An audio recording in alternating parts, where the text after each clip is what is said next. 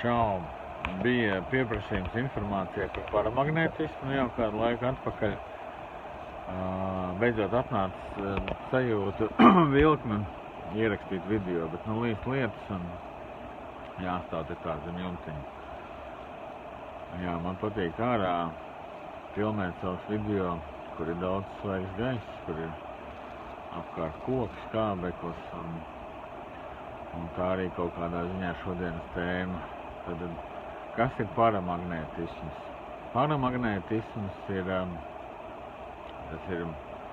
ir feromagnētisms un ir paramagnētisms. Un, ja feromagnētismu, ja mēs samagnetizējam dzelzi, viņam iedodam ziemeļus dienvidus, tad, lai kā viņu grozītu, tie ziemeļi un dienvidi paliksies tā, kā ir. Savukārt paramagnētiskām vielām vai tam, kas ir paramagnētisks, tam grozot to lietu, viņa tas ziemeļi griezīsies vienmēr līdz ziemeļiem. Līdzīgi kā kompasā. Kompass var griezt kā grib, bultiņi vienmēr uz ziemeļiem. Un tā uzvedās arī paramagnētiskās lietas, teiksim. Paramagnētisks ir skābeklis. Tas, ko mēs elpojam. Un interesanti, kad tieši skābeklis nosaka mūsu smadzeņu darbību, cik tā labi darbojās. Un principā arī visu citu orgānu darbību. Ja mūsos pazūd skābeklis, tad orgāni sāk atmirt. Tas nozīmē, tiklīdz mūsos pazūd paramagnētisms, mūsu ķermenis sāk izbeigties. Un tas ir īstenībā ļoti interesanti. Paramagnētisms no dažādiem skatpunktiem es esmu dzirdējis dažādas viedokļus. Viens ir tas ir, ka kaut kas ir virs, kas ir pāri visam, kas ieskauj visu. Un tad ir kaut kas viegls, parašut, izpletnis, kas ir viegls un tevi ar viegli nolaiž un viegli kustās. Tos eksperimentus, ko es esmu redzējis ar skābekli, ka skābekli iepilda, tīru skābekli iepilda, mēģina stikla trubiņā, tad tā trubiņa, viņa tā stāvot pret ziemeļiem, dienvidiem, viņa tā viegli kustās. Tā ir arī tā sajūta, ko es esmu izbaudījis elpošanas praksēs un meditācijās. Kad elpo dziļi, elpo daudz skābekli, tad ķermenis sāk tā viegli šūpoties līdz kaut kādai plūsmai, kaut kādiem viļņiem. Un no tā man atnāca sajūta, ka pats paramagnētisms vai tā ir dzīva enerģija, tas ir kaut kas dzīvs. Uz Zemes esot, paramagnētisms pastiprina saikni ar Zemes elektromagnētisko lauku, jo paramagnētiskās daļiņas, viņas uzskaņojās uz elektromagnētisko lauku. Un tas varbūt arī ir skaidrojums, kāpēc kopš ievies 5G parādījās arī tādas elpceļu slimības visādas. Jo 5G tas ir elektromagnētisks lauks, viņš ir stara formā, un ja stars trāp skābeklim, tad viņš tiek ierotēts ar tādu ātrumu, ka viņš vairs nav saskaņā ar Zemes elektromagnētisko lauku, bet ir kaut kādā haotiskā kustībā. Un līdz ar to mūsu ķermenim grūti viņu uzņemt. Ko vēl par paramagnētismu?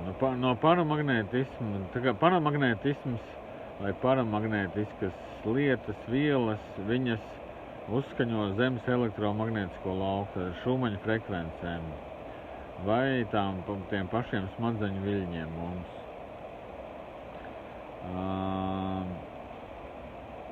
Tās ir kā antēnas, kas pastiprina saikni ar visu dabisko, ar visu dabu, ar kosmosa enerģijām, ar Zemes enerģijām, ar Zemes elektromagnētisko lauku.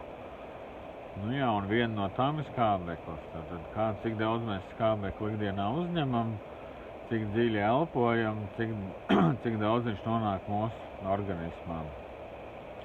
Vēl viena viela, kas ir paramagnētiska, tas ir dzelzs oksīds, bet tas arī ir dzelzs kopā ar skābekli.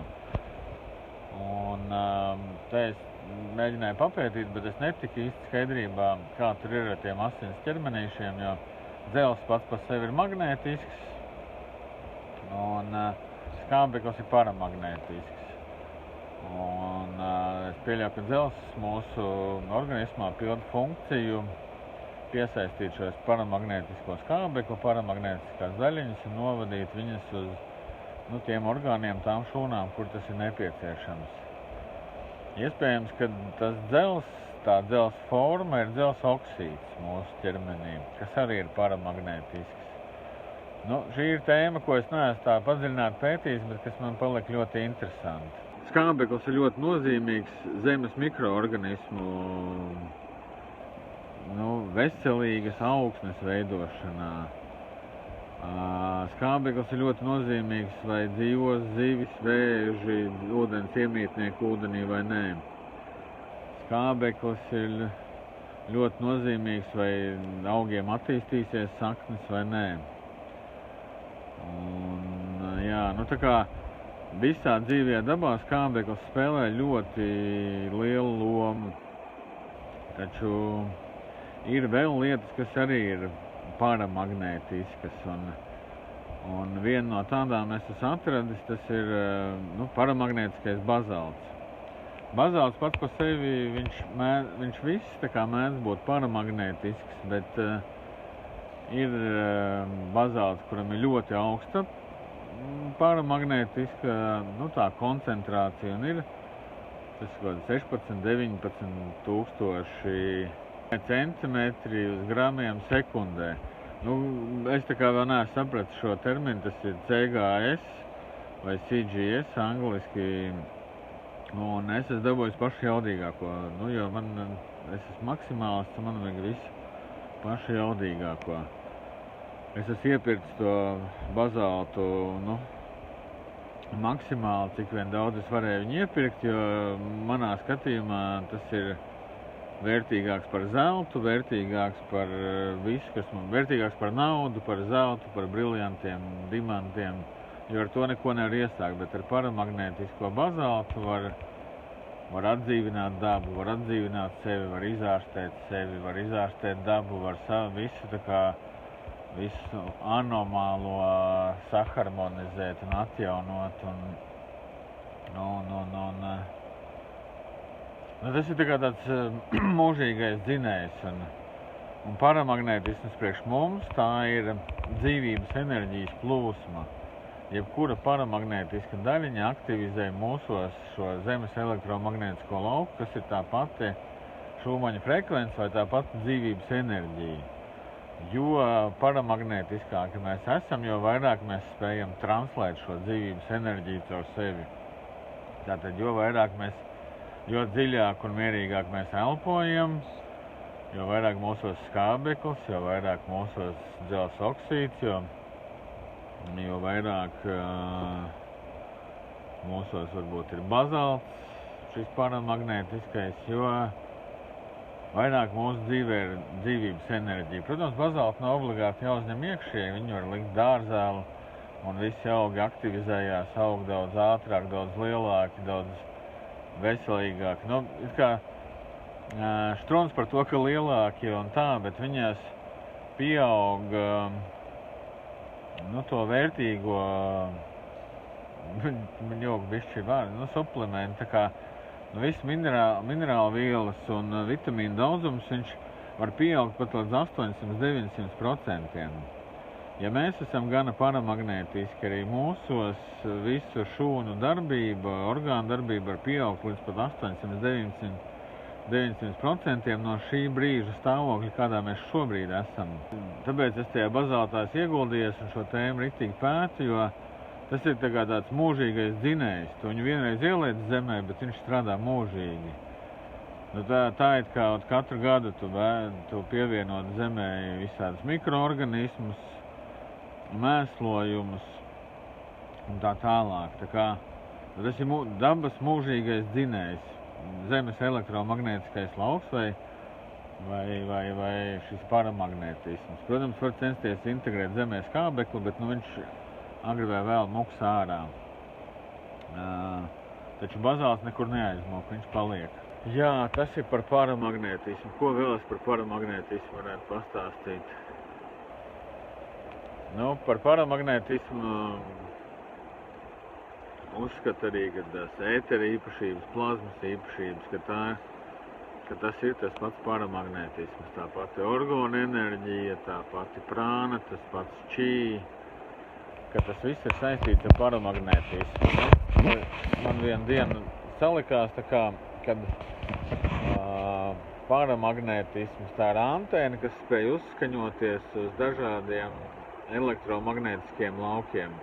Viņi ir uzskaņoties uz Zemes elektromagnētisko lauku, uz Saules elektromagnētisko lauku, uz kosmisko elektromagnētisko lauku. Tā ir lieta, kas atgriež mūsu saiknē ar mūsu pirmavotu, ar to autentisko es, ar pašu pirmsākumu, kas mēs tādi esam. Nu, tā kā nomet visas liekās programmas, kas mēs neesam, un mēs ieraugam to, kas mēs patiesībā esam pēc būtības, pēc dziļākās būtības. Un tam ir ļoti liela nozīme. Tie efekti, kādi ir no paramagnētismu, vai elpojot dziļi, vai uzņemot bazaltu, vai sēžot uz bazalta, vai es te eksperimentēju ar bazaltu piramīdām, ar visādām ģeometrijām, ko var no bazalta uztaisīt. Tas efekts ir tas, kad veidojās ļoti spēcīga saikne ar sevi, ir ļoti, tā kā vieglāk nonākt tajā šeit un tagad stāvoklī, tajā līdzsvaru stāvoklī. Un apzinātības stāvokli, iegūt tādu iekšējo mieru, būt mierā ar sevi un tā kā būt ar tiem dabas cikliem, ar dabas procesiem kopā. Nu, jo esot tajā paramagnētiskajā vidē,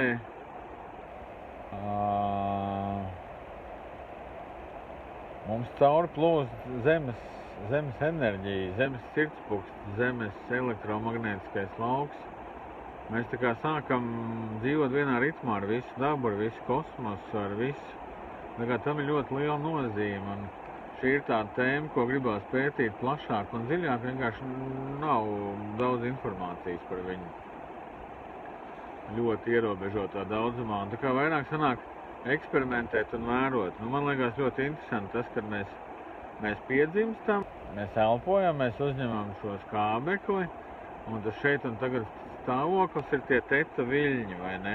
Nu, tie 8 Hz, tā Zemes elektromagnētiskais lauks. Bet tiklīdz mūs nogriež nabas saiti, tā mūsu smadzenes, mūsu visu ķermenis pāriet izdzīvošanas programmās, mums šī saikne ar Zemi pazūd. Es pat domāju, ka viņi pazūd, viņi atjaunojās kaut kādā ziņā, bet minimāli. Ka tur ir tāda trauma, kad vispār saikne ar Zemi tā kā ir bezmazai bīstama mūsu tajā zemapziņā un mūsu nervu sistēmā. Un tas tā kā, ka tāda apzināta, lēna, dziļa elpa mūs ieved tajos teta viļņos, kas ir tā pati Šūmaņa vibrācija, ar kuru mēs savienojamies, teiksim, izmantojot bazaltu. Un sanāk, kad elpojot skābekli, mēs dabūnam to pašu rezultātu, kādu sēžot uz bazaltu. Un šādas te lietas ir interesantas, ko var visur apkārt novērot. Man pagaidām ir maza pieredze ar dārzu, tikai 2-3 gadi es to bazaltu izmantoju. Šur tur es to efektu redzu lielāku, šur tur mazāku. Ir tāds, ka tas dabas zaļums ir tāds nevis tumši zaļš vai kāds, bet viņš tāds dzīvi zaļš. Bet tie novērojumi, kas ir citiem, kas izmanto bazaltu, tad, teiksim, āboliņš, visi, kas ir tie, visi, kas slāpekli piesaist, viņi sāk piesaistīt līdz pat 300-400% vairāk slāpekli zemē. Mikroorganismu aktivitāte pieaug ar pa 300-400%. Mikroorganismu tā biofotonu daudzums ar palielinās tur pat 1000 reižu. Tā kā visa dzīvība kļūst super dzīva, paaugstinot paramagnētismu tās tuvumā, vai tas ir zemē, vai kompostā, vai apkārtējā vidē. Tā kā paramagnētismam ir ļoti liela nozīme. Nu, pa lielam es izstāstīju tādu ievadu, es turpināšu kādā citā video par paramagnētisko bazaltu un par to, ko un kā es esmu novērojis. Vēl tik var piebilst to, ka šis bazalts man ir, pie manis viņu var dabūt. Mēs viņu noteikti jau esam kopā ar šo video ielikuši arī mūsu internetu veikalā, mūsu mājaslapā, un viņu var arī iegādāties. Un visticamāk, ka nākošajās reizēs es stāstīšu par to, kā viņu var izmantot savā labā, kā viņu var efektīvāk izmantot, kā ar viņu var ūdeni attīrīt, aktivizēt, kā ar viņu var elektromagnētiskos laukus harmonizēt un tā tālāk. Tā ir vēl viena tēma, kas iet superīgi kopā ar orbu un kas iet superīgi kopā ar dzīvu ūdeni, ar hidroplazmu. Viņi tā kā viens otru pastiprina, un plus vēl elpošanas prakses, kas viss ir tā kā tāds vienots elements, kur viens bez otra darbojās, bet viens otru pastiprina daudzkārtīgi. Un tās tādas 4 lietas, ko es savā dzīvē šobrīd izmantoju, lai celtu savu dzīves kvalitāti. Un tas strādā, un tāpēc es par to gribu dalīties ar jums un dot arī jums šo iespēju celt dzīves kvalitāti, pastiprināt saikni ar sevi, dzīvot daudz tādā dzīvākā, dabīgākā pasaulē, kāda viņa ir šobrīd. Jā, un šis paramagnētisms un orbs ir īstenībā arī tas, ko var izmantot arī, lai neutralizētu visādas tur kaitīgās vibrācijas no visādām ierīcēm un tehnoloģijām un visādiem propelleriem un antēnām un tā tālāk. Es domāju, jūs sapratāt, par ko es runāju. Labi, pagaidām čau, un līdz nākamajam video.